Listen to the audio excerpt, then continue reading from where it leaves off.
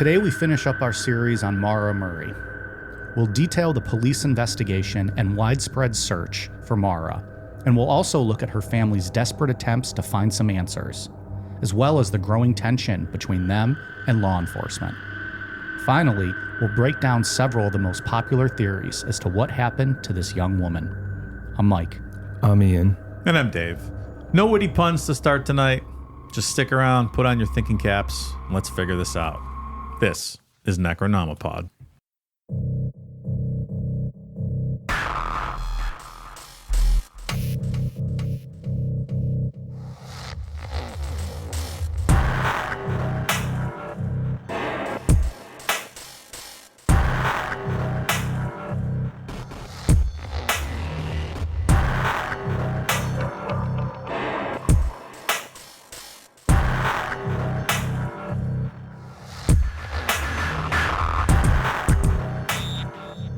So last night I was on TikTok, as I usually am in the evenings, smoking some weed.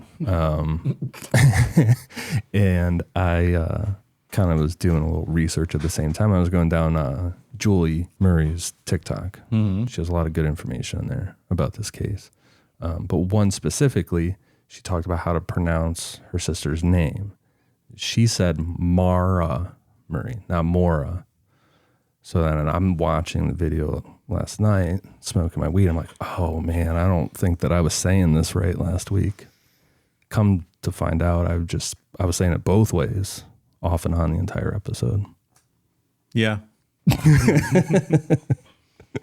I've heard it mostly like in the documentary stuff. It was Maura, so I had no idea. The social media post last week, auto corrected it to Murray or Maury. Yeah, Maura Maura. Murray. Mm-hmm. Yeah. I'm like, you are not the topic.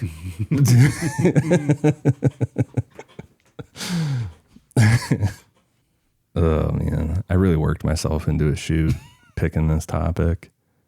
It's a lot. I knew this topic had drama with it. Not drama. I just knew that there were a lot of people that were very passionate about this subject, mm-hmm. and that it could get kind of toxic with the whole like Facebook group thing and whatever. And we did Michael Jackson.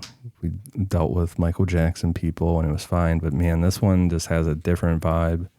With Michael Jackson, though, I made an incorrect social media post and cited the wrong episode for when he was actually charged. We corrected it, but that's what set people off initially for that one. That was an honest mistake. It's totally false. You're right, Michael. It was totally false. We corrected that. If I knew how much, I guess, misinformation and how confusing this was, I probably wouldn't have picked this if I knew about it.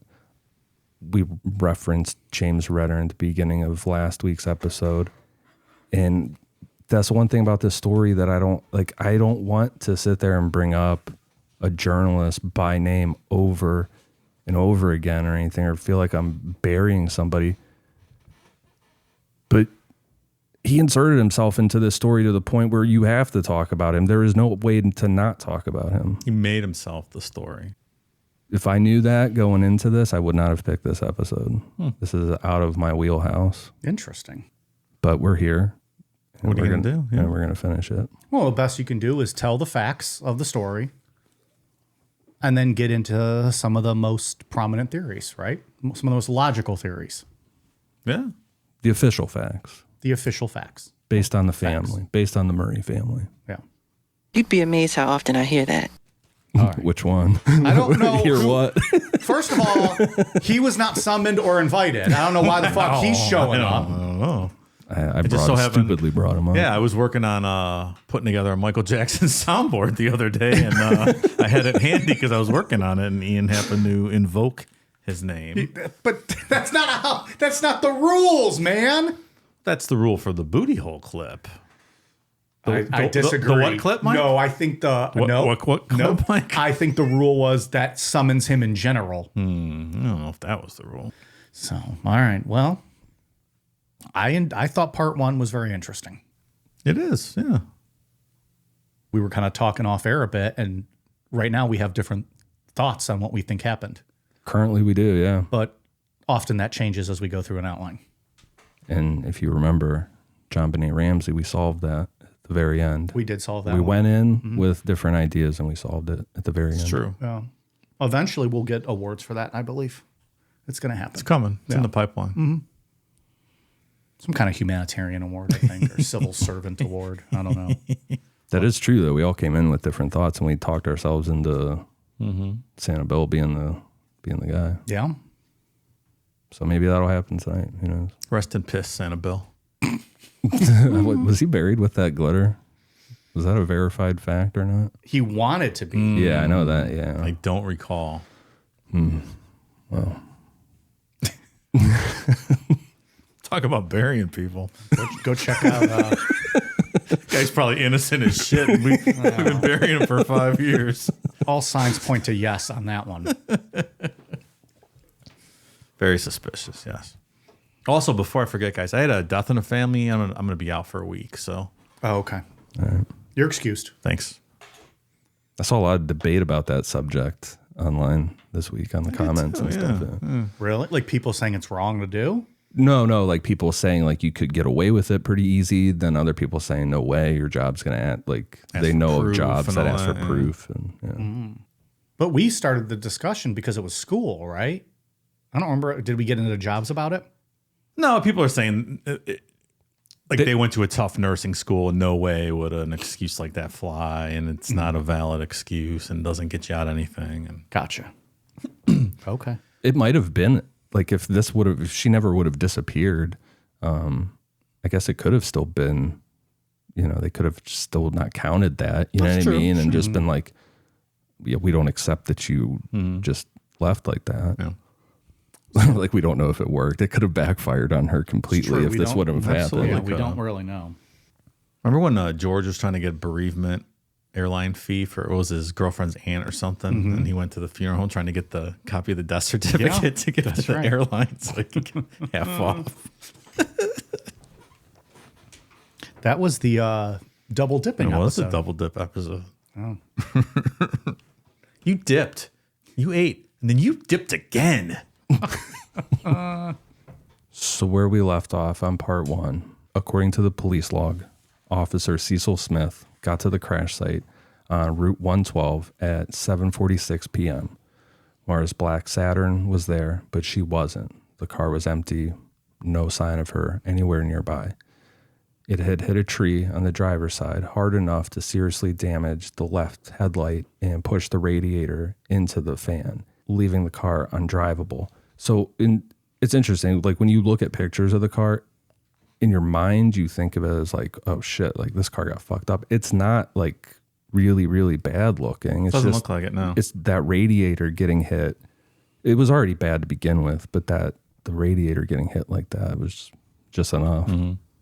Both airbags were deployed. The windshield was cracked on the driver's side and the doors were locked, which it's kind of weird because Maura was outside the car when she was talking to Butch Atwood. So at some point between that conversation and Butch driving the 100 yards to his house to call 911, someone locked those doors. Yeah, but if you were leaving your car, you'd lock them too. If you were walking away from this. Walking away. Inside, he found what looked like red wine stains. There was a damaged box of the Franzia wine in the back seat and an empty beer bottle. He also found Maura's AAA card, some blank accident forms, gloves, CDs, makeup, printed driving directions to Burlington, Vermont, and the stuffed animal that she carried around. All that stuff we talked about last week, as well as that book, Not Without Peril. Missing, however, were her debit and credit cards, her cell phone, and none of those items have ever been found or used since she disappeared. Sometime between 8 and 8:30 p.m., about 30 to 40 minutes after the crash, a local contractor driving home from Franconia saw someone walking quickly along Route 112. He described the person as young, wearing jeans, a dark jacket, and a light-colored hood, heading east. This was 4 to 5 miles from where Maura's car had been found. At the time, he didn't think much of it, and he didn't connect it to the crash. It wasn't until 3 months later, after going through his work records, that he realized the sighting happened the same night Maura went missing.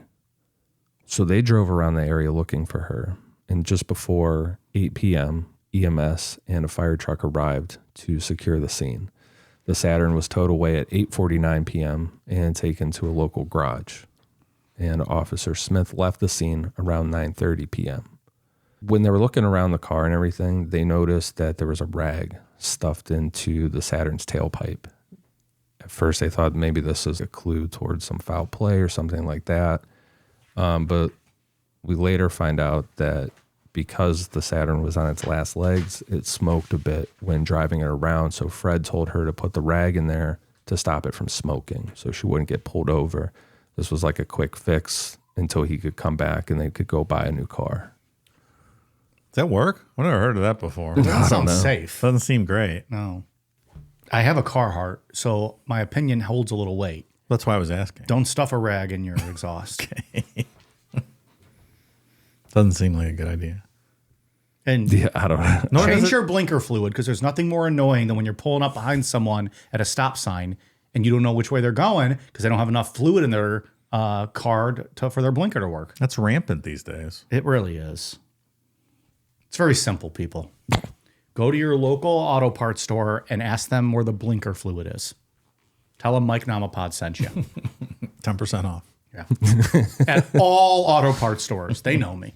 Doesn't matter which one. Nope. Doesn't matter if it's AutoZone Or Napa, any of that.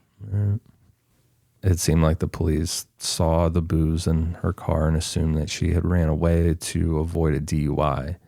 But you would think that a be on the lookout would still be put out that night. Like, just call it in, like, hey, I got a possible DUI here. Somebody ran.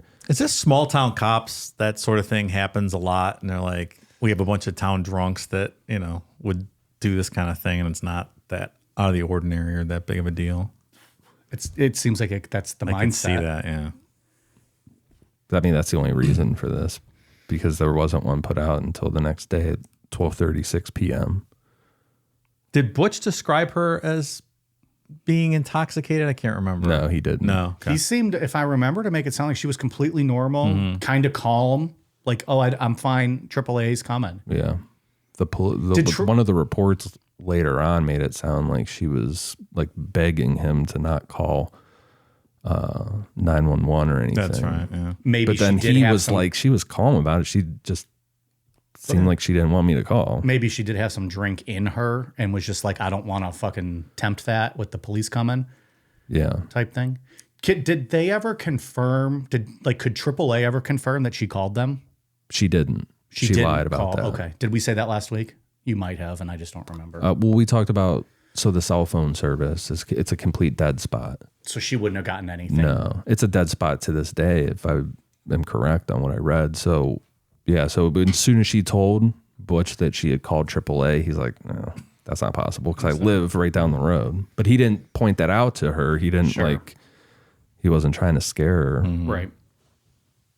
I was just also going to suggest if she seemed a little disoriented, like taking the airbag to the head sometimes is not, you know, that's a pretty violent I've thing heard if that's you take pretty a hit aggressive. like that. Sure. Yeah, I've never, fortunately, had that happen, but I've heard that can be pretty rough. Chances are you're going to have a concussion from that. Sometimes, yeah. Wish Dale Earnhardt had an airbag, Dave. It's a goddamn shame. Emotional talking about it, and I hate that you even had to bring that up and rub it in my face, but that's fine. He went to Heaven- the Ted Kennedy School of Driving, apparently. Heaven got its fastest angel that day. Ted Kennedy. Well, I don't. Eric I hope, Dale, I did hope- I teach you anything in driving school? I hope you're not implying that Dale Earnhardt was under the influence, sir. That's not what I said at all. Well, Was I inferring such a the thing? Ted Kennedy Maybe. School of Driving would lead you to believe that you were on all kinds of shit. We'll save that for our Chappaquiddick All right, episode all right. coming 2028. Looking forward to it. When police put out the be on the lookout, they described Maura as wearing a dark coat, jeans, and carrying a black backpack. At 3:20 p.m., Fred got a voicemail on his home answering machine saying that her car had been found abandoned in Haverhill. But Fred wasn't home. Remember, he was out of state. He was there. They had been looking for a car, so he didn't hear that message. It wasn't until 5 p.m. that one of Maura's older sisters called to tell him what was going on. Fred immediately reached out to the Haverhill police, who told him that if Maura didn't show up by the next morning, New Hampshire Fish and Game would start an official search. At 5:17 p.m., police officially listed Maura as a missing person. I don't know. That, I think it's just what you said, like small town stuff. That's the only explanation for this, right? I think that's an explanation, but I also It's don't not think okay. it's acceptable because it's a No. 21-year-old young lady from out of town, and they know that by running the plate. So they know it's not a local, right? Well, yeah, for sure. I mean, it's definitely not acceptable. If they, No. I mean, the be on the lookout is just as simple as pushing the fucking button on your radio and talking, calling that in. No. but they issued that. Not until noon the next day, afternoon. Fred got to town before dawn on February 11th. By 8 a.m., he was out with officers from Fish and Game and local volunteers for the first organized search. They brought in a tracking dog using one of Maura's gloves to pick up her scent. The dog followed the trail about 100 yards east from the crash site before losing it. To investigators, this suggested that Maura might have gotten into another car. Later that day, around 5 p.m., Maura's boyfriend arrived in Haverhill with his parents. Police questioned him and then brought in his parents for additional questioning. While flying to New Hampshire, Maura's boyfriend had turned off his cell phone. When he turned it back on, he had a voicemail. He said that it sounded like Maura crying. That call was later traced to a calling card issued by the American Red Cross. It's one of the stranger points in this story. It's I a real think. interesting twist. It's very weird. And she wasn't known. Would she have a calling card like as a nursing student from the Red Cross? Is that something you would easily get or come by? I'm not looking for an answer. I'm just making I think it's conversation. like what they pass out to, when your house burns down, when the Red Cross comes and takes care of you. but So you can contact people, right? you're saying the Red Cross passes that out Yeah. in times of traumatic events. Yeah, when they find you But a is it place to stay something for that- the night, clothes. That maybe nurses have also like, hey, you can call this if you need help. And maybe as a student, she might have that. I'm not sure. Because that could change the story a lot too. She might have picked it up somewhere. Yeah, I don't know. Yeah. Is it something she had on her and she called? If it was her, or was she at some kind of Red Cross thing? Was she given something by someone? It's to your point. That's why it's an interesting fact because it's like, well, what the fuck does that door lead to? Yep. Let's see if I can Or explain. if it was even her. Right. If it was her, is what I'm saying. So what I have found out here is that these American Red Cross cards were issued out to military personnel sometimes so that they could make phone calls. Remember, she was at West Point for a period of time. Her boyfriend was he was stationed out in Oklahoma. So it's possible that any number of people could call him using one of those, it would seem like. But he said it sounded like her crying. But that all makes perfect sense Yeah. as to what that card would be linked back to. But as far as what I could just quickly find, it doesn't seem that there's any confirmation that she was known to carry one or But anything if like that. She could have It just fits, had though. one from a couple years back, right? When she was at West Point. Could have. Or he could have sent her some and said, hey, if you ever are out traveling and want to call me. And did she find herself, out in the middle of somewhere by a payphone that night? Yeah. I just heard that vape in my headphones like the old days. Did you hear that? No, I didn't. Taking a The big old old, vintage Necronomicon right there. On February 12th, Fred and Maura's boyfriend held a press conference. This was the first public plea for help. The next day, media coverage started to ramp up. At 3:05 p.m., police announced that they thought Maura might be headed toward the Kankamagus Highway and considered her, quote, endangered and possibly suicidal. Internal police reports also describe her as intoxicated at the crash site. But remember, Butch Atwood, he was the last person to see her, said she didn't seem like she was drunk. Okay, there you go. They're making assumptions based on the wine all over the place. Yeah. But if you're in a wreck too, like how strong is a Franzia box? That could break open, spill all over, right? Very true. There was also a Coke bottle that they said smelled like alcohol. Like maybe she was mixing some stuff with Coke. So, you know, spoiler alert for like the end. I do think she had some booze in her system that night. Maybe not a ton, but Seems probable. a little bit. Yeah. About a week after Maura disappeared, Fred and her boyfriend appeared on CNN's American Morning. By then, the family had already expanded their search into Vermont, and they were frustrated that the police hadn't been notified, like the police in Vermont. They felt that broader communication should have went out. There were MapQuest printouts, 2 places in Vermont, stuff like that. Maybe pick up the phone and give the police departments in that area a call and just say, hey, this is, you know, maybe just keep an eye out. Expand that bolo, perhaps. 10 days after Maura disappeared, the FBI officially joined the case. Around the same time, New Hampshire Fish and Game launched another search using tracking dogs and a helicopter with thermal imaging, but nothing new turned up. On February 26th, Maura's older sister found a pair of torn white women's underwear lying in the snow along a trail near French Pond Road. That area is really remote. However, DNA testing confirmed that did not belong to Maura. By the end of February, police returned Maura's belongings from her car to the family. And on March 2nd, her relatives checked out of their motel, but Fred came back every weekend to continue the search. This added to the tension between the Murray family and law enforcement. In April of that year, police warned him about complaints they were getting of Fred trespassing on private property during his visits. But can you really blame him? Not even a little bit. You know what I mean? Similar to Tim. In Texas. Yeah. Tim Miller. Mm-hmm.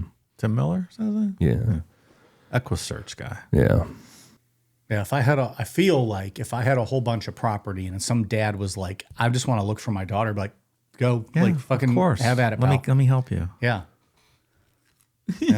Police, this guy looking at my property. Fucking Karens and Chads. No. They put a fucking new stop sign down by our off our road because of fucking Karens and Chads. I'm pretty hot about it, and you guys could probably tell. We're talking about it off air. Did you see that? You should be careful going home. It's a 4-way stop now. That intersection that you go through, the first one when you turn out of our neighborhood. Oh, really? I hope you stopped on the He's way like, here. not for me, it's not. I don't. I get fucking T-boned. When you get to that first intersection going home, do you turn or you go straight? Hold on. When you make a left off our street, Yeah. then you Then go I to make that- another left. Okay, you have to stop now. It's a 4-way before okay. you make your left. All right. Yeah. That's So debatable, man. Coming here, you would have had the stop sign to make the right. Yes. If You I'm now right. will have a stop sign, and it's a blinking stop sign, so you'll see it. But to make that left, make sure you stop, pal, so you don't get T-boned. Thanks for looking out, because I might not have. You weren't here earlier when I was bitching about it to Dave, but yeah. It was an unnecessary, it was only cross traffic had to stop. Now it's a 4-way. What's the issue? Why? I've lived here 4 years. I've never seen a single wreck there. People not being able to judge how fast a car is moving at 60 miles an hour and going through the stop sign when they should wait. That's their concern. Yeah. It hasn't happened, but It's probably been a lot of near misses. Ian, you don't worry about it. You'll be fine. just stop. Just make sure you. Yeah, I'll stop. All I need is some tasty bud and some cool waves, and I'll be fine. Man, I brought this Ian up. Spicoli. I brought this up as like a bit, but now I'm glad I did. We might have saved Ian's life tonight. When you get to that stop sign tonight, if a semi is going by, text us and let us know that we saved your life. All right. And that would have fucking T-boned you. Well, I've been thinking about that, Mike. If I'm at the intersection and you're at the intersection, doesn't that make it our intersection? I haven't watched that movie in a long time. Great. That's Fast Times? Yeah. That same month, Maura's case started drawing comparisons to another disappearance, that of 17-year-old Brianna Maitland. Brianna vanished 5 weeks later in Montgomery, Vermont, which is about 66 miles from where Maura was last seen. Both were young women who went missing under unusual circumstances in remote areas. Both cases involved abandoned cars. There's nothing linking the two of them together specifically, but it's creepy. Maybe we'll do a bonus episode someday on... Yeah, it's very not likely. I think it's very possible. There's a whole related, sure. bonus show. Is that what you're going to say on potential Israel Keys victims? Oh, yeah, but we could even do a bonus episode on this Brianna Maitland. Hers was weird, too. Like, the car was found backed up into this old farmhouse on the side of the road, and weird. In April and again in June, police shared their theory that Maura had been heading to an unknown destination and may have accepted a ride to get there. They reiterated that they had no evidence of a crime and dismissed the idea of a serial offender being involved, which that gets into the world of Israel Keys. We'll talk about him later. That's what I was commenting on before, like the whole side episode on like potential Israel Key victims. His whereabouts and whatnot. There's a ton of people. Lauren Spearer from Indiana was connected to him potentially. Yep. He was passing through that time. He was in that area. Yeah.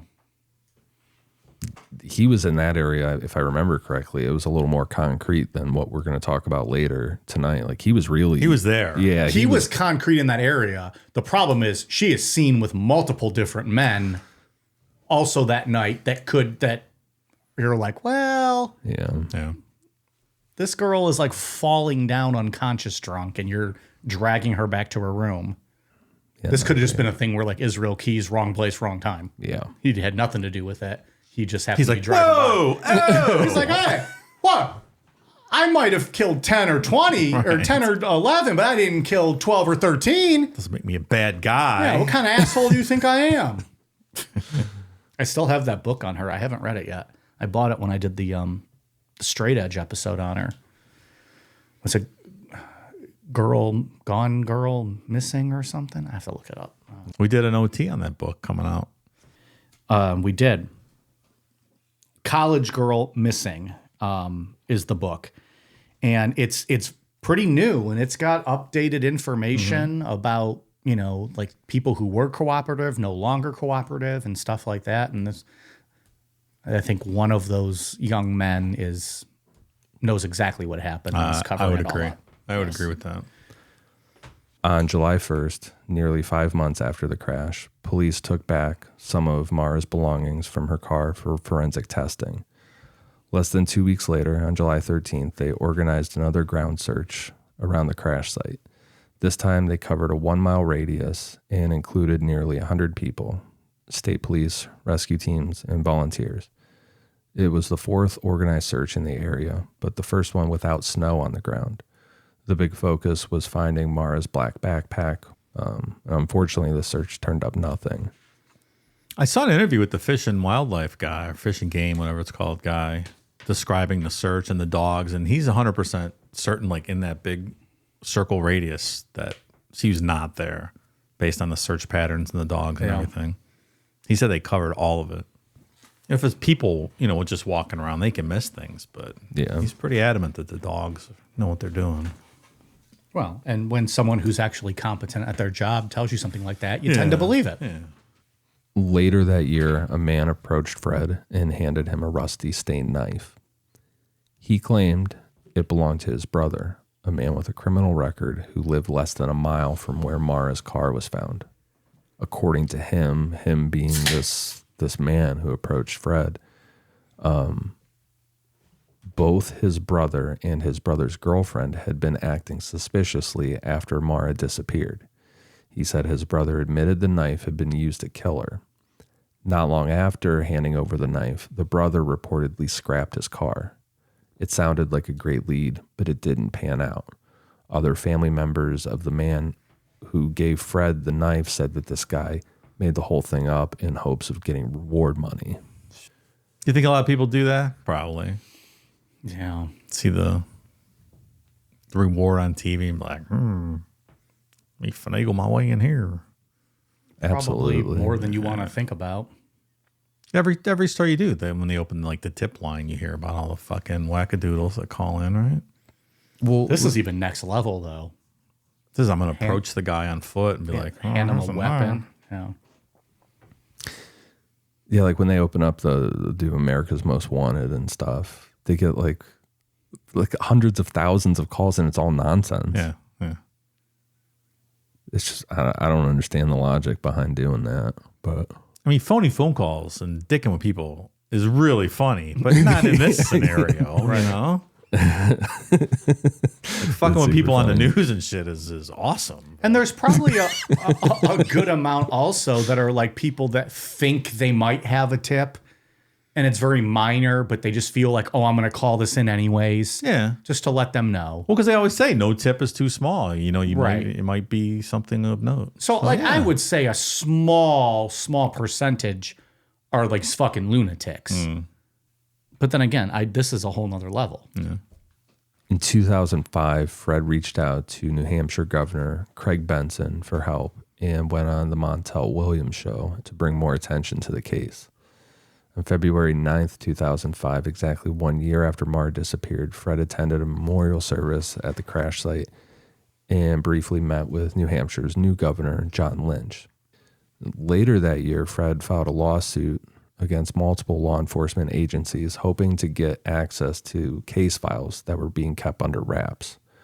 Around the same time, on November 1st, someone using the name Tom Davies posted a message on a board called Not Without Peril, which was dedicated to Maura's case.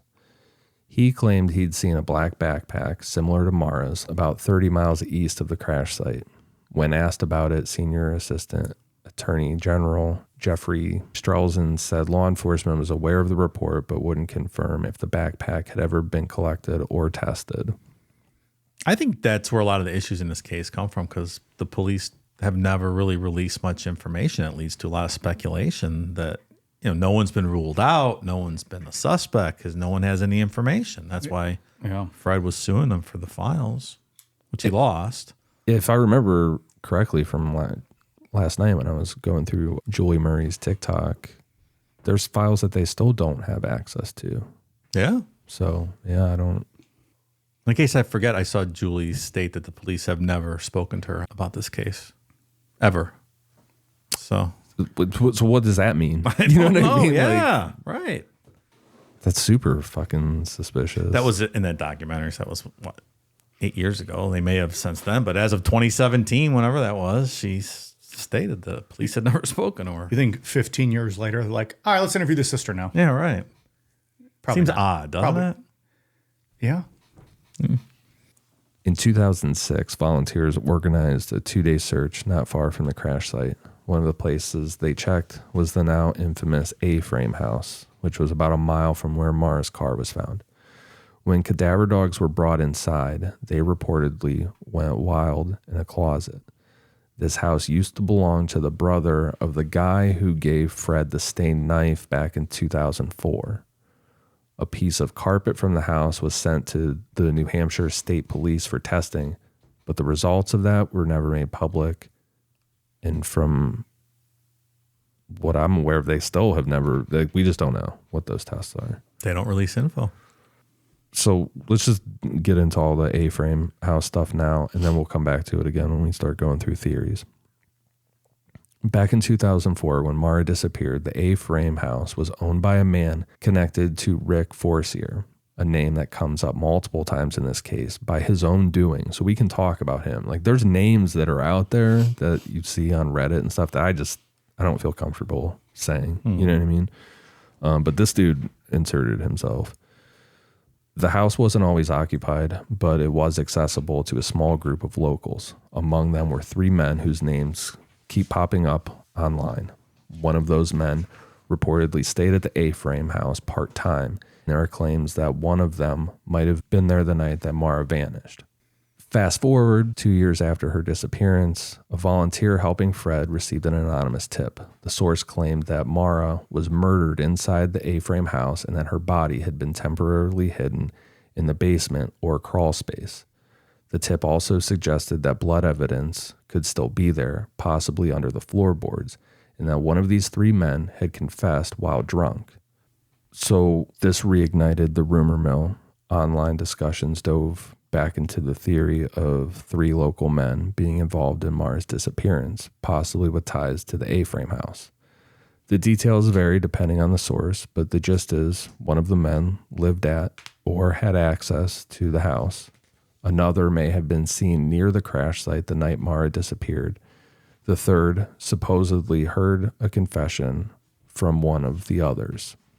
All three are apparently known to local law enforcement, and rumors about them are everything from, their criminal records to domestic violence allegations, drug use. All this stuff has been floating around online for years. Then there's Rick Forcier. Back in 2004, Forcier lived near the crash site. He worked as a contractor, not the contractor we talked about in the beginning with the headed east part. This guy's someone else, and owned property off of Route 112, just a few miles away from where Maura's car was found. Initially, Forcier told police he was home that night and didn't see anything unusual. But then over a year later, in 2005, he came forward with a very different story. Now he claimed that on the night Maura vanished, he'd been outside on his property and saw a young woman walking eastbound on Route 112 around 8 p.m., about 20 to 30 minutes after the crash. He described her as wearing jeans and a dark coat and said she looked like she was walking quickly. Based on the timing in her description, he thought that it might have been Maura. Why are you changing your story a year later? He's kind of like Andy we talked about on Patreon, who had the psychic vision of a murder that he definitely committed. Yeah. And he went to the police with that. I don't recommend that. I don't understand why this guy would do that, like, insert himself a year later after he already told him he saw nothing. Well, he said he saw nothing unusual. He maintained he was still home. Is someone walking by immediately in your thought unusual? Would have to be, I'm asking hypothetically, like in his mind, he just saw someone walking by. Yeah. If the cops come to me and they're like, did you see anything unusual tonight? No, I've been home. No screams, nothing crazy. No, yeah. But when the story blows up 3 days later, you go, oh, I saw a young lady walking by that night. Maybe I should say something, not wait a year, I guess is how I would look at it. I agree, but I think there's some people that are just so aloof that maybe they're like that wouldn't even maybe register in his mind. That's fair, sure. Now, a year later, though. Aloof or dumb? Well, sometimes I say aloof to be polite. Sometimes I use aloof to be oblivious. Polite. Yeah, but then a year later, if you're that oblivious or dumb or aloof, a year later, are you going to be like, wait a second, I remember someone walking by. That was weird, but you didn't remember that night. Yeah. So I'm just talking myself through it, and again, I don't know the area. Mm-hmm. I'm not sure if we live in a smaller neighborhood. If I saw someone walking by my house that I didn't recognize, and then a few days later the police came and said, did you see anything unusual? I'm not sure that would immediately register. That like, oh yeah, I did see someone unusual walking by. I'm not sure. That's fair. A year's a long time, though. That's a long time. Now, if I were to call them a year later and say, oh, by the way, that night, I did see someone walking by. Be like, hey, why don't you come in? Let's talk about it.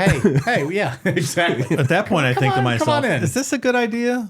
No. I ask myself, would a stupid person call the police and say this? No. If they did, then I don't. Would an aloof person call the police and say this? Can we get a shirt that just say you're aloof? Yes, we could. That'll be something that we never do. We talked about it at the beginning of the A-frame stuff, that there's a question about like if he's related to somebody that owns it. He has some form of a connection to it, it seems. And at one point he did contracting work for the A-frame house. So there's a little smoke. He's there. tied to it a little bit. Yeah. To be clear, he has never been named a suspect by police, and there's no record of him being questioned again after his 2005 statement where he went and changed his story. But publicly, the damage is already done. The inconsistencies, the fact that he inserted himself, people on Reddit and online are going to, of course, run with this. The first known search of the A-frame house happened around 2006, shortly after that anonymous tip came in. It wasn't law enforcement. It was a local investigator, John Smith, and a few others acting on their own. They brought cadaver dogs into the basement, and those dogs reportedly alerted to a specific area. A sample of stained wood was cut from the scene and sent out for testing. Depending on who you ask, it either got lost by the FBI or it was quietly buried. Either way, nothing came of it. Then in 2016, the case got national attention again thanks to the Oxygen documentary. This time, the production team, with the support of the Murray family, got help from Art Roderick to go back inside the house. A ground-penetrating radar scan was done in the basement, and it picked up a soil anomaly under the concrete floor. Cadaver dogs were brought in again, and at least one hit in the same area that raised flags back in 2006. There was momentum to dig, but the homeowners backed out. They didn't want the foundation torn up for, whatever reason. So they interviewed that John Smith guy in the documentary, and he provided them that wood chip and said it had never been tested before. And so they had a guy confirm there was blood on there, and they sent the sample in. And they came back with two distinct blood profiles, a man, and then they couldn't confirm whether the other one was a woman or not. So it could be anybody. Literally anyone. And if, a bunch of people are hanging out at that house all the time and doing whatever, We've done... could be anyone's blood there. We've done listener sex stories on our Patreon. Some of our listeners are into blood play.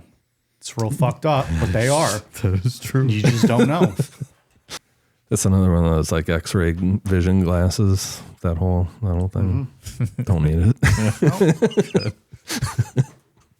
X-ray specs was a clue in the New York Times crossword puzzle today. Nice.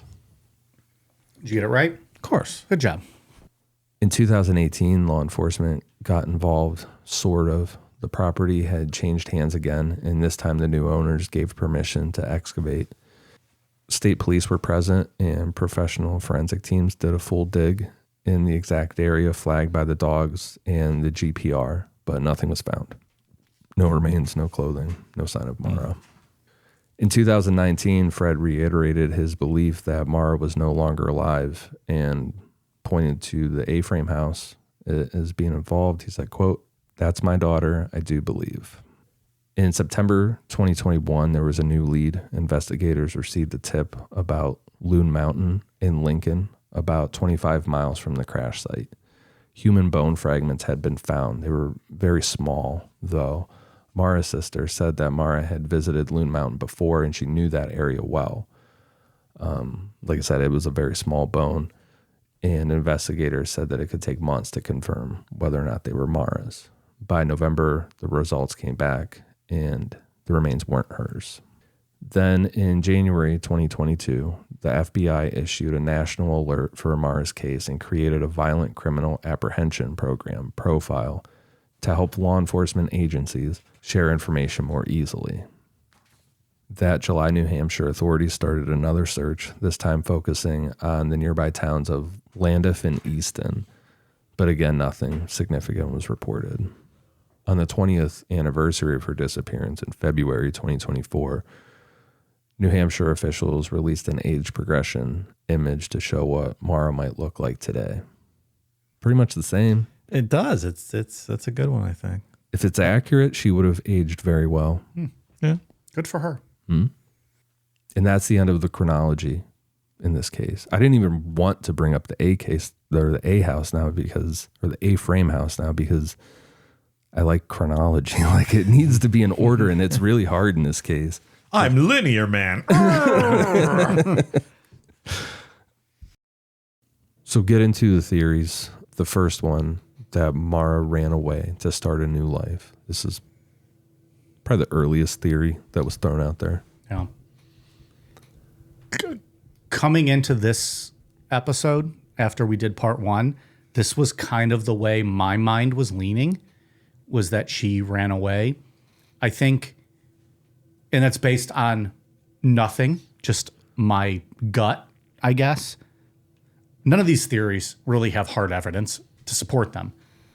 My mindset was, given the stress she was under at the time, maybe her mental state, she kind of just wanted to start fresh. I'm not saying that's the exact answer. That's just where my mind was leading me to believe coming into this. Do you think then that course of action was followed up by some harm coming to her? Because to say that that's what she did when she was 21 and has stayed gone without resurfacing for 20 years seems to be a stretch in my mind. Yeah, I think if you want to disappear, you can.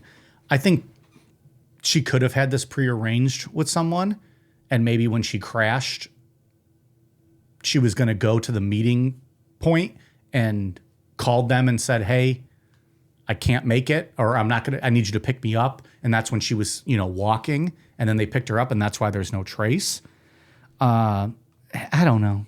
As we went through the story more, that did not seem as likely to me. So I don't have a definitive, this is where my mind is at. I'm just, talking through this one. Yeah. I don't know. To leave your family forever like that when you're just a 21-year-old girl with $280 in the bank just seems like a stretch to me. And to not, maybe for a year, but at some point, I think you resurface. But if she was going with someone, maybe she was taken care of. I don't know. Maybe. I just don't think there's that much evidence to support that. And why are you making up excuses for school and stuff if you're never coming back? Like, who cares? Well, some people just get that anxiety, though, and they're like, well, I have to tell them a reason why I'm not going to be there tomorrow. She was clearly going somewhere. She was planning to go somewhere. Yeah. So the car wreck is what throws a wrench in that for me. You know what I mean? Like, whatever she was doing, she couldn't carry it out because she wrecked the car. Right. No matter what it is, something went awry in her plan by wrecking the car. Mm-hmm. But somebody could have picked her up, I guess, but there was no burner phone. Her cell phone was never used again. And checking for lodging in various places around that area and picking up some booze just speaks to me like you want to get away for a few days and then clear your head. Not that you're never coming back. Again, it's possible. It just doesn't seem to fit for me. Yeah. And I understand that the second theory is that she committed suicide or just succumbed to the elements out there because it was cold, it was snowy. Remember, her college was closed that day because of a snowstorm, so it wasn't great. I do not believe this one. This is last on my list. Yeah, and I think that it's true that people do mundane things. They just live their lives up until they commit suicide sometimes. It's a super unpredictable thing.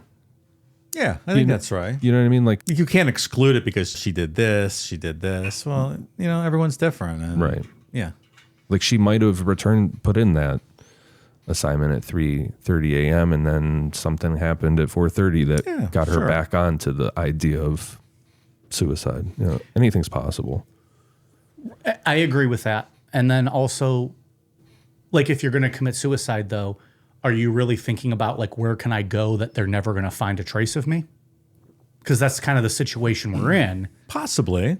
Well, she grew up there. Not grew up, but did a lot of hiking up there. If that's a place you love and that's the last thing you want to see, sure, I could see that. These were all places she was familiar with. I'm not saying that. I'm saying if you're going to commit suicide, are you hiding your body so much that they're never going to find your remains?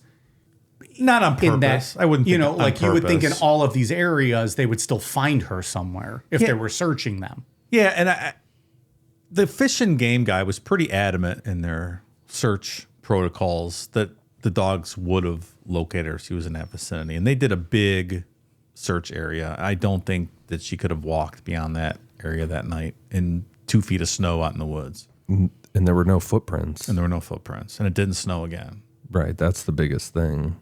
There's no footprints. It doesn't appear that she walked anywhere. I agree. But you can walk down a road. right? She could have walked down the road, Yeah. not off the road. Yeah.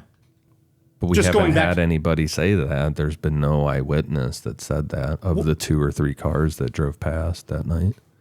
But I mean, you had the guy who changed his story a year later, say he saw somebody walking past on the road. Could have been her.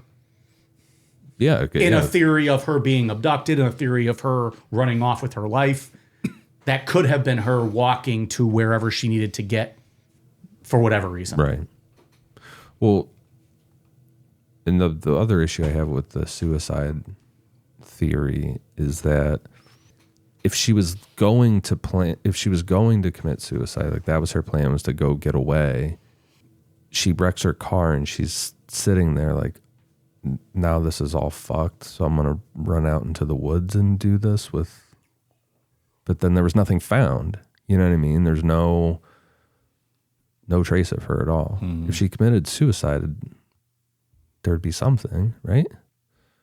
Absolutely. Or in this, come to the elements thing, you know, when you die from hypothermia, you start stripping off your clothes. We talked about that in Dyatlov. A lot of times you feel like you're burning up. There weren't any clothes found or anything. So I think I agree with you, Mike, that this is probably the weakest of the theories. The third theory is the law enforcement conspiracy. We talked about witness A last week. Kind of throws a wrench in this whole timeline. Witness A, also Karen McNamara, reported seeing a police SUV nose to nose with Maura's car between 7:35 and 7:37 p.m. Very specific. Officer Cecil Smith reportedly didn't arrive until 7:46 p.m. and was said to be driving a sedan, not an SUV. I will tell you, they interviewed him in a documentary, and he said, absolutely, I was in the SUV that night because it was snowing. I was in the SUV. I believe the reports say, like the original reports are sedan. I think that's where it gets all, Yeah. you know, He confusing. stated emphatically he was absolutely in the SUV. At that time, at least how it's reported, is that the only SUV in use at that time was assigned to Haverhill Police Chief Jeff Williams. And I will tell you, they also interviewed Jeff Williams in that documentary. He said the car was not specifically assigned to him. So All right. I think that's what, you know, there's a lot of conflicting stories out there. And he said he was nowhere near that area that night. He wasn't driving an SUV, and it was not assigned to him. But Cecil Smith was. He said he absolutely was in the SUV that night, which tracks with what Karen McNamara saw. Just a timing issue, though. Perhaps, but yeah. But That's not a make or break. I understand. Yeah. You know, people don't know what time it is. You give it an estimate. Well, in the estimate, it's based on way later in the story. I don't know exactly how long later, but after the investigation had already wrapped up and stuff, witness A made a phone call at 7:52 p.m. What she said is that because that area it's a dead zone going through that whole area, she made the phone call as soon as she got service again. So people estimate that if she made this phone call at 7:52 p.m., given, you know, do some math, mileage, whatever, that would have made it seem, you know, she would have seen it at 7:37. That's how they get that specific number. So she never said that number. People have said that number. People just did some math and said that number, but I don't know. we're not talking hours off here. We're talking minutes. So No, people I agree. can be wrong. I yeah. agree. Yeah. That changes it a bit. And this is back in watch days, right? Before everyone had cell phones. Your watch might have been behind if you're glancing at it, and What year? Not necessarily- 2004? not necessarily a GPS phone time, right? Yeah. I think a lot of this goes back to the police not releasing case files and very much information at all on this. And That's why you Bit of a have weak all search these that first fucking night. theories, Yeah. and you're like, well, this could be possible, and this could be possible, and this could be possible. yeah, there's a lot of jumping to conclusions in this story. I know. And even as I'm lot. going through the notes that I put together, like in real time, I'm realizing that some of the shit that I have in here is even jumping to a conclusion or taking someone's nonsense opinion and falling for it. Some of this stuff. Yeah. The other theory is that there was an accidental cover up, meaning that maybe a drunk driver was driving by and hit her and, killed her.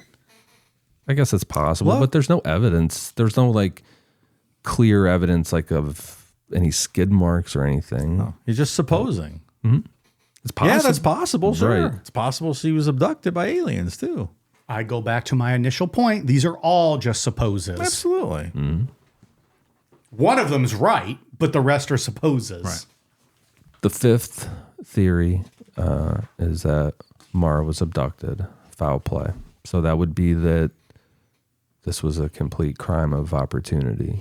Before we get into this, based on your research, is the leading theory foul play or that she ran off? Like, what do It most depends on who people you're believe? talking to, But I guess. I just mean in general, though. Like, what is like the Reddit forum saying, or is it really like close to 50-50, or is it just all over the map with all of these theories? I think her family, all of them, believe she was abducted in the road. Yeah. And I think that's very common. A family probably would think that. And I'm not saying that's wrong, but I'm just saying, is that then, like, is this probably the leading theory that she was abducted? I think it's the most likely and plausible scenario. It's the only thing that makes sense to me. Nothing else makes sense. Yeah. And the fact that well, you're going to talk about it in a second, but well, maybe I'll talk about it. Yeah, you do it now. They had the dogs out there searching, and the dogs tracked her scent like 100 feet, 100 yards, was it 100 yards right up the road there? And they stopped, and the dog laid down, and that's where the scent stopped, which would indicate that someone picked her up on the road and put her in the car, either willingly or not willingly. Like, nothing else fits. And It could have been a pre-planned friend picking her up. That's true, sure. But she got into a car right up the road. That does seem very likely. and she wrecked her car. So if someone was picking her up, she wrecked the car, and the plan had been thrown off at that point, and she would have had to have called this said friend and been picked up. She didn't make that call. In 10 minutes. But in 10 minutes. Yeah. From a And dead in a dead spot. spot. That Right. doesn't make sense either. And that's a great point, because you're not, one, there's no phone use, like you said, Ian, but there also couldn't have been phone use because it's a dead spot. Right. And it was such a short window. Like What would have been the scenario if a friend was following her, was going to pick her up, that they were 10 minutes behind her? or like, is this part of the grand plan was like, okay, I'm following you, and then you should wreck your car and then hop in with me? No. Life isn't a movie. Yeah. You know what I mean? That didn't happen. there are conspiracies in the world, right? But when you start getting into shit like that, it gets very Hollywood-esque, and that is not how life plays out. Usually. 9.5 times out of 10. Absolutely. I think a lot of crimes like that are crimes of opportunity and temptation, right? Someone was driving by late at night, no one was around, they saw a girl walking down the road, But she also, what was his name? The bus driver. Butch Atwood. She was calm.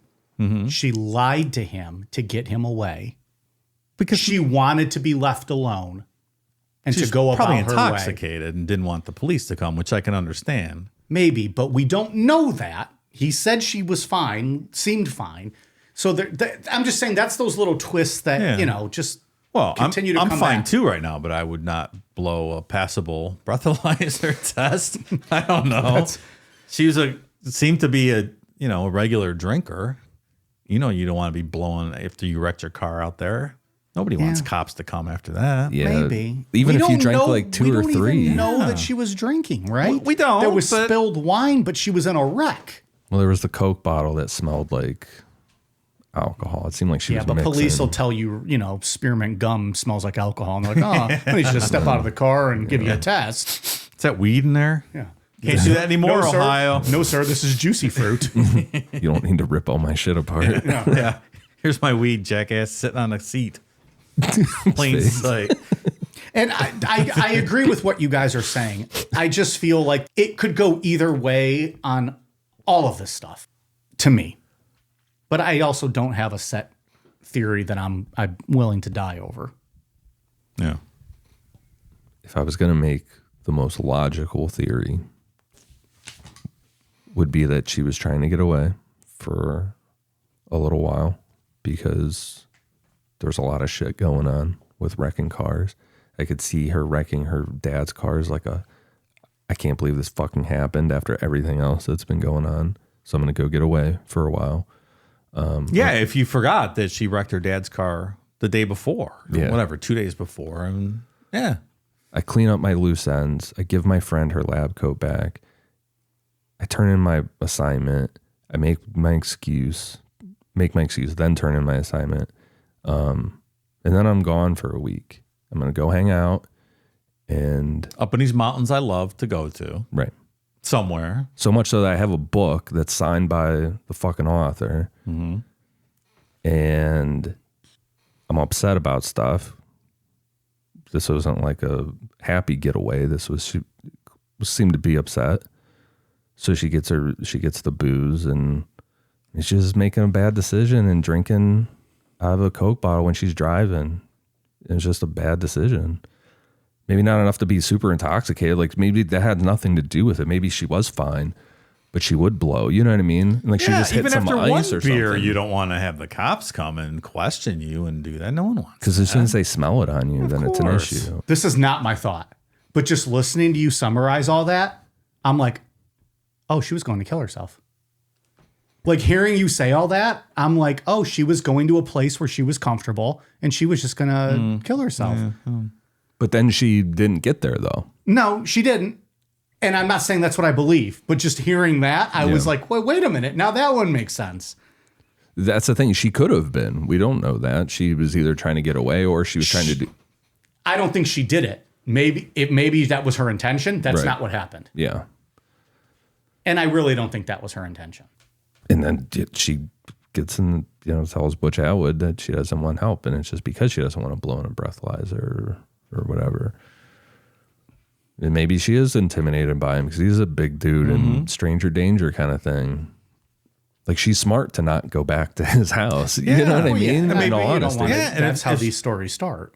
Absolutely. And maybe she was having a few, so maybe she was a little bit inebriated and her guard was down just a little bit. Maybe the guy driving by was, a cleaner cut guy and offered her a ride. Maybe she made a mistake and got in the car. Or maybe he pushed her into the car. But I think there's it's clear that someone picked her up on there's that no road. evidence of her being abducted. There's not. It's just because earlier you had said, when I said there's no evidence for any of these theories, you said you disagreed. I understand what you're saying now. Yeah. I think there's evidence that she was picked up There was evidence up the road and her And I- scent disappeared. I agree with that as well. And I don't think there's any evidence to suggest that it was a friend that picked her up because I don't think you could put that together in 7, 8, 9 minutes or whatever the time frame was. So Maybe the only not. other logical conclusion is that someone was driving by and picked her up. Yeah. And if a friend was helping her, they would have had to have been following her this whole time. There couldn't have been And, a and why? Yeah. But that friend, the random person could have just picked up a hitchhiker and dropped her off. Sure, And then just sure. kept on with their life and was like, oh, I'm not getting involved with that because if I say I picked this girl up, now I'm suspect number one. Absolutely. All you can say definitively is I think someone picked her up the road there. I 100% agree. Yeah. Well, because those scents stop, right? Yeah. That's, yeah. And there's no footprints anywhere else. There's no footprints. Someone grabbed her from her car. Was she abducted right by at that aliens? spot. Was she abducted by aliens? No, I don't think so. I don't think there's any proof of that. That's the official statement from MUFON? Yeah. The official statement? No. Yeah. Just that's it. No. Put my stamp on it. All right. Look, Send it out. how many serial killers are active just driving around in the United States at any one Yeah. time? What did we say? 150? I forget what the number is, but They always say like 50, 50, 75. And this was just That's a at lot. this was the tail end of the era where like now there's security cameras everywhere, right? Like 2004, we didn't all have cell phones. We didn't all have certainly didn't all have smartphones. We weren't all having Ring doorbells and fucking cameras every 100 feet. So it's very it very well she could have just been abducted, wrong place, wrong time type thing. Absolutely. And someone clearly is operating in an area because Brianna Maitland disappeared in a very similar circumstance. Yeah, and that She was probably only didn't- 60 some miles away. Yeah. So I think it's very likely. So we said in the beginning, we get to Israel Keys eventually. Remember, one of his victims, or two of his victims, happened in June 2011, where he abducted Bill and Lorraine Currier. They were a married couple from Essex, Vermont. After kidnapping them from their home in the middle of the night, Israel Keys took them to an abandoned farmhouse, which was one that he had found earlier while scouting around the area, but had no personal connection to. He broke into the house, restrained the couple, and then murdered them separately inside. Terrible story. We talked about it all in that series. But he later told investigators that he had no connection to the victims, their neighborhood, or the farmhouse. This was all purely opportunistic, planned only in a sense that he had previously identified the farmhouse as a suitable location to kill someone in. A lot would have to come together in this scenario, but maybe he had this A-frame house scouted out earlier. Then he drove past the wreck, and maybe he was one of the people that drove past while Butch was talking to 911, and he stopped and asked if she needed help and then grabbed her. So what the FBI has released that helps weigh out this theory, between February 6th and February 13th, 2004, Israel Keys rented an Enterprise car in Salt Lake City, Utah. It was a silver Volkswagen Jetta, and he drove 522 miles. The FBI also confirmed that he was in at least Logan, Utah, and Green River, Wyoming. It's 2,202 miles from Green River to where Maura went missing. So it doesn't seem like he could have done it unless he got a new rental vehicle that hasn't been documented, because the next time the FBI lists an official record of Israel is not until October 6th through the 16th, 2004, where he was, it was a Southwest Airlines flight, Seattle, Washington to Manchester, New Hampshire. It was a round trip. The guy's everywhere. And a lot of these times when he would randomly come down from Alaska, these were, quote, hunting trips for him, scouting. It's not quite the same presence, though, as like the Lauren Spear, where he's right there. Yeah, there's toll road things that put him really fucking close to that. It seems unlikely that it was him. Given that distance, that amount of driving, because the car only had 522 miles. And he wasn't like running burner cars. There's records of all his car rental stuff, right? Yeah, so you would think that there would be something else. Yeah. But like you said before, a lot of these guys are opportunistic. So if it might be just another guy that was operating. Absolutely. They're out there. Clearly. In 2017, the Murray family agreed to participate in a 6-part docuseries for Oxygen titled The Disappearance of Maura Murray. We've referenced it multiple times throughout this series. They worked with Oxygen at first. They were open to doing this to get media coverage, especially to keep Maura's name and the case out in the public eye. At first, it seemed like it would be something meaningful. According to the Murrays, they were told the series would focus on facts of the case, investigative shortcomings, and the potential for renewed awareness, all while honoring Maura's memory. Fred and his daughter Julie both appeared on camera. Julie, in particular, played a hands-on role during production. But by the time the series aired in late 2017, all of that had completely unraveled. And her brother and other sister were in there too. Almost the whole family was involved. So, without getting into all the drama of what happened with it unraveling, we'll just go ahead and quote the family's statement from their website.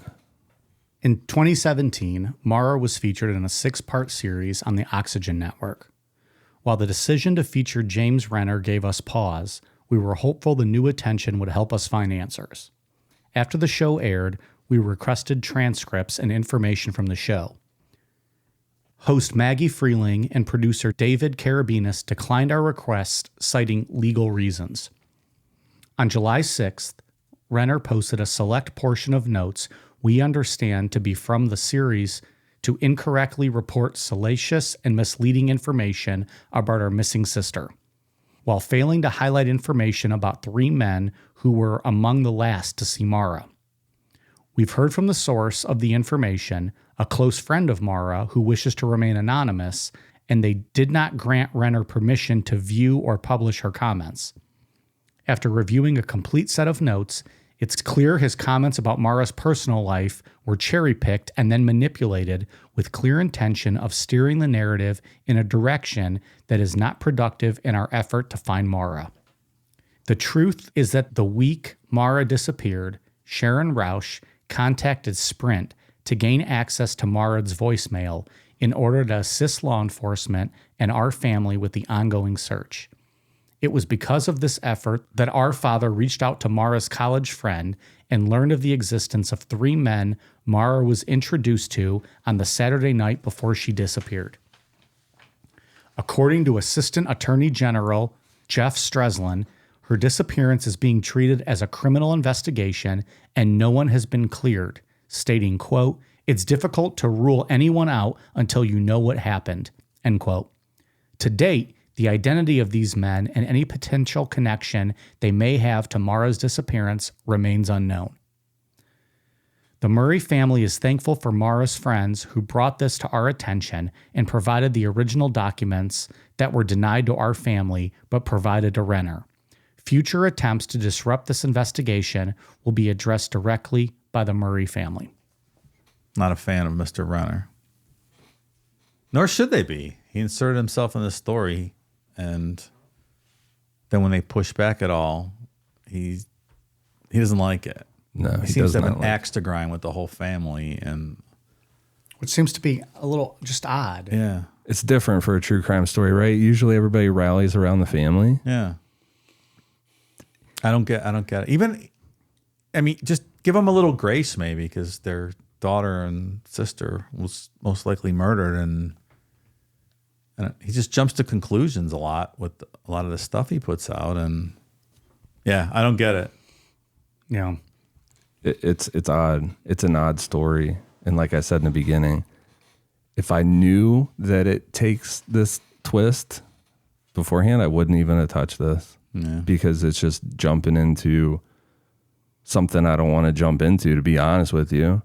Well, and it's just stuff that Necronomipod in general has never really dived into, right? Like, we just want to tell the story, have a good time in our own way, Right. bring awareness to some stories that are unsolved, and then kind of move on. And I think, like, kind of to what you said, you jumped into this one and then realized, oh, there's more bullshit than there is facts that are all floated around.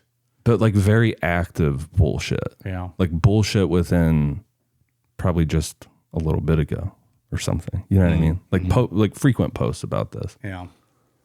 Enough bullshit to know that this series was posted in about 12 hours.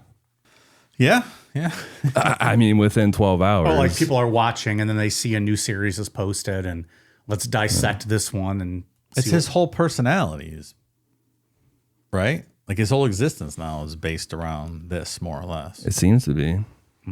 I don't know. He seems to have treated the family very poorly. This is super odd too, because I knew this was a really popular case. And we have had people listen in the past. Like we had someone from Nexium listen to one of our series. Yeah. And, Did we discuss that? I don't remember that. yeah, but we can't discuss it on air. Remember, they said that we can't say their name. But they said we did a good job. So it does make me nervous because people actually do listen, like people that are connected with the stories. Kayfabe, motherfuckers.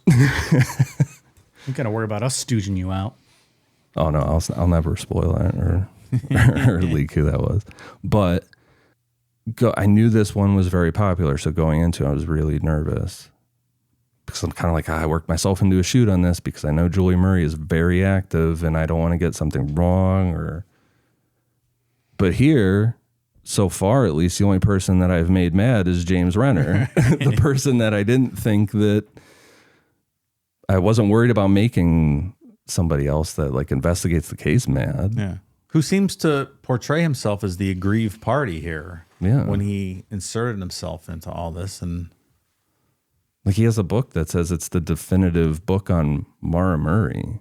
It's not, because you make weird claims in it. yeah, very hostile to Julie. Like, dude, Julie didn't want to be on a podcast talking about her dead sister. Yeah. It's her fucking right. Yeah. I don't know. Yeah. Not a fan of this guy. Ending on a more positive pro Maura end to this. In 2023, Julie Murray decided to kind of take matters into her own hands with this kind of shit and launched her own podcast, The Untold Story, Maura Murray. It's a very personal series, focuses on who Maura really was. Family, friends are on there. And it just humanizes her. And that's where we get the information that she was battling with an eating disorder, the stress that she was facing at school. You know, her podcast was able to give context to some of that stuff with why she might have been using that credit card for food, Sure. Building on that idea, Julie started a second podcast more recently, Media and Pressure, to talk about the bigger picture, like what families go through when a loved one goes missing. She pulls from her own experiences and how media coverage can be both helpful and harmful, inconsistencies in police responses, in fighting misinformation. She's also been pushing the hashtag engage with empathy, which is kind of a plea to the true crime community. She doesn't want people to stop talking about Maura. Seems like she just wants people to remember that there's always real family members behind these stories, and maybe think before you go posting something online or saying something completely unfounded that hurts people. These family members are victims in their own right. Mm-hmm. No matter what happened, whatever of those theories you believe about Maura, this family is suffering because of it in some way, shape, or form. Absolutely. I don't think it's very often neglected. I'll tell you what, one of the things for me, I watched a documentary on the last episode. They had a psychic. They took a psychic out to the site. So if you have a psychic on your show, it's 100% loss of credibility immediately for me. I don't care what else you did. You have a psychic on. There is no such thing as a psychic. That's not real. So you invalidate your whole fucking show, all of it, immediately. I'm going to regret ever saying this, but having Zach Bagans on is more credibility than having a psychic. Absolutely it is. Absolutely. And I now hate myself for having said that. But not cool. Because at least Zach would show up with some type of fucking radio recorder or something. He pretends to make a thing of it. Yeah, like he would have some piece of technology to do something with. And then he'll at least take like a cloth of your shirt and put it in his museum and be like, and they didn't even know they were dead. Yeah, that documentary is nonsense. It's ridiculous. The conclusions and this and that. And then when you at the end with the psychic, I'm like, you gotta be fucking kidding me. I didn't watch it. You gave me the play-by-play of it, and I'm glad I didn't watch it. I have avoided true crime documentaries. We're in the true crime world, right? We have a true crime podcast. So people better off to avoid that stuff, though, right? Well, people DM me, or I don't know, just anybody, even in my personal life too. Be like, "Oh, have you seen that documentary on Netflix or whatever?" And anymore, I really try to avoid that stuff because it seems like everybody has an agenda to some degree in those documentaries. I don't watch stuff normally like that. I'm honestly not sure why I watched this one. Yeah, usually you don't watch this kind of stuff. Because it's nonsense. I was questioning that too, pal. What are your motives here? I don't know. And they're 5 times as long as they need to be. Dude. Nonsense. Dude, that is my Nonsense. problem. With what was the one we watched? The fucking New York billionaire guy. The Jinx. Yeah. That was much longer than it needed to be. Horrible. Yeah, I don't know why I watched this. It just, I don't know. I didn't really know much about this case. And then I was going to ask what our final thoughts were, but we kind of gave them all. And it's up in the air, right? Like there's not a lot. Maybe abducted is the lead. Someone picked her up from that spot. Somebody certainly, she got into a car. Yeah. I think probably a crime of opportunity. If not the same person that killed Breonna Maitland operating in that area, driving around those dark roads looking for targets, maybe, or maybe not even, just came upon it. And I think it's pretty certain she was picked up right there. And but then again, I think back to Cleveland, and those girls are 10 years in a basement that no one ever. I was shocked when Amanda Berry was on the news that night 10 years later. We said we agreed she was picked up. Yeah, doesn't necessarily mean she's dead. Yeah. No, Doesn't absolutely mean she's not. dead. Likely, yeah, but the possibility that she's in some fucking psycho's basement somewhere is absolutely. How many? It's hard to think about, and it's terrifying, but it's possible, sure. Yeah, this could be on CNN tomorrow that she runs out of a house or something. Yeah.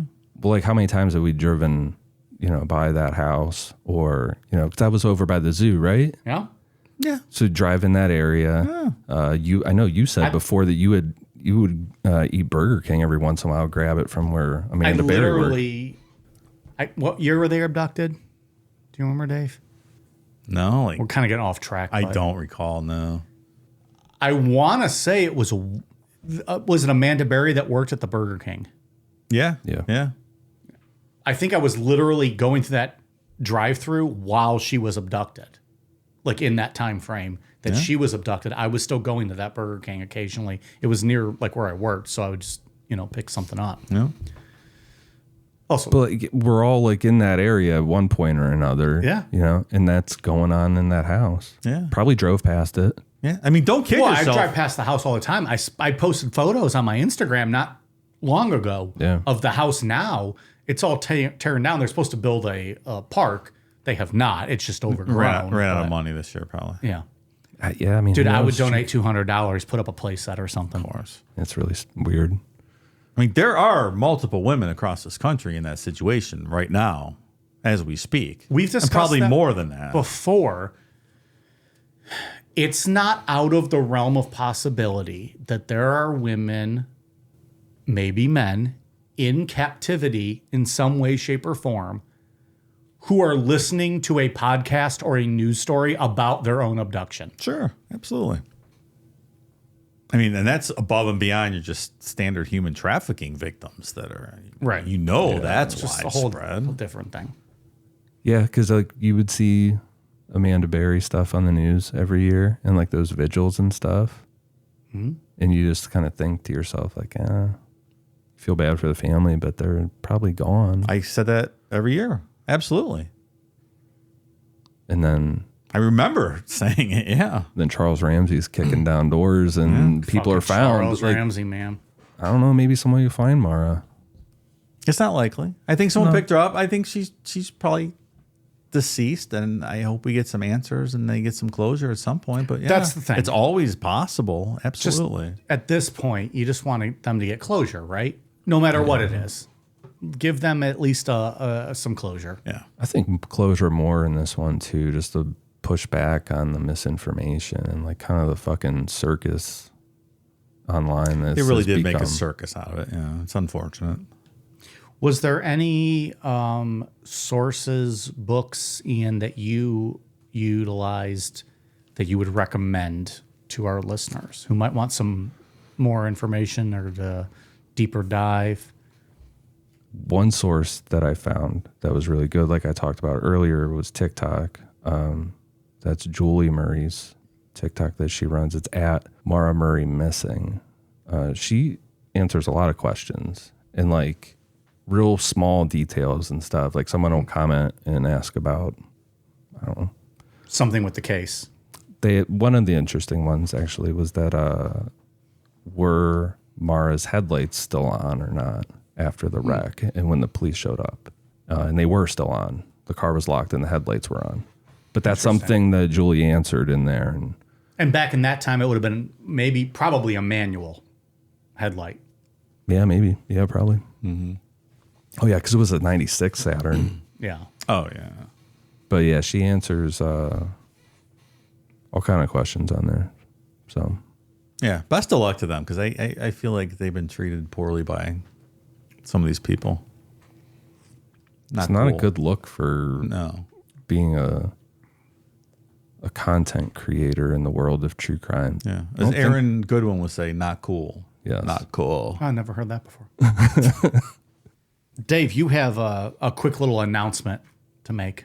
Well, I would just like to remind people that if you're thinking about joining the Patreon, might want to think twice about signing up on your phone and using the iOS app because Apple is now hitting the Patreon subscription with that 30% surcharge like they do for all the apps in the App Store. Yeah. So maybe go navigate to a web browser, sign up on the website, get your credentials, and then you can log in on iOS using your credentials. But just maybe don't sign up using the iOS app or you'll be paying that 30% surcharge, which is absurd. And I get it too, because it's easy to just sign up through your phone. Yeah. I do that a lot. It's like, can you create an account Double click. or do it with Apple? Yeah. So yeah, It's all saved. The credit card information, it's all right there. It's fucking sketchy that they're doing that. Yeah, you can still use your Apple app to sign in. Just maybe sign up on the website and save yourself some cash. Yeah, and then just download the app and sign in. Yep. It'll still work fine. Same thing. Just don't do the subscription through there, and you'll save yourself that 30%. Well, speaking of all those smart people who signed up for Patreon, Dave, what do you got? Let's welcome new patrons. Win 1776, 1994. Jacob LDG, Casey Hay, Bethany, Justin, Emma Coffey, Angelina Douglas, Krista, Tyler Bowers, Tyler Seward, Nika, Shut the Fuck Up Donnie, STFU Donnie, Elizabeth. That's a Big Lebowski reference, no? Donnie, shut the fuck up. I think it is. You're right. Yeah. Elizabeth, Stephen Hawkins Pit Crew. Is that a NASCAR driver or is that a misspelling of Stephen Hawking? I think so. Because it says Stephen Hawkins. It's not NASCAR, but I feel like they're changing his tires. That's what I thought. But Go, go, go, go, go. He fucking burns out as he's peeling out of the pit stall. his name is Stephen Hawking, sir. Stephen Hawking. Well, decent joke. You got to land the name. not bad. You got to It's not land the bad. name.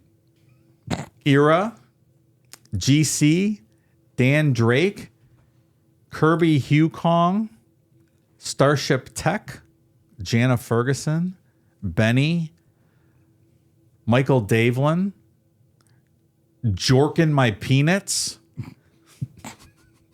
Michael Tilby, Nerdy Vet 2020, I'm So Gay for That Pussy, pussy being with dollar signs, All right. Okay. Jenica, Jamie Torres, Ryan Livingston, Obsolete, Jerry Geetson, Dear Maria, George Vega Zarate. Or is that Jorge? Jorge Vega Zarate? Sorry. Is that Jorge or George? I'm not sure. I'll give you both pronunciations. And Chris Nerad. Thank you, new patrons. Hopefully you didn't use the iOS app to sign up. I hope not. All right, Ian, anything else on your end? What's been new on Patreon? Recently on Patreon, we just did the Fall River murders. Oh, yeah, that's right. So confusing. Yeah? Brutal Not sure what's going on case. there. The end of that episode, I think, is worth signing up. It got a little off the rails at the end of that one. Yeah? Don't recall. Allegedly. That was voted on by the patrons. Yeah, that was a They poll. voted That for was that true. one. Also talked about that penis-eating Nazi, though. Past month, too. Armin. We did talk about Armin of Me-wise? Me-wise? My Vez. My My Vez. Yes. That's that motherfucker. My penis, my Vez. There was a lot going on. A lot of That's penis where- talk. And that was a A lot of live show. cannibalism. That was a live show. If you're at Yeah, the yeah. Art Bell tier, No, Jim Jones I'm tier. sorry, Jim Jones tier. Yeah. You can watch that video. All right. Anything else, Dave? No, I don't have anything else. Ian, you good? Yeah, I'm good. This was a good series. You did a good job working yourself through the bullshit. Thanks, dude. We are on Twitter, Facebook, Instagram at Necronomipod, patreon.com/Necronomipod, amazon.com, search Necronomipod for all of our merch, and necronomipod.com. All right, you guys ready for a cool down beer? Cheers.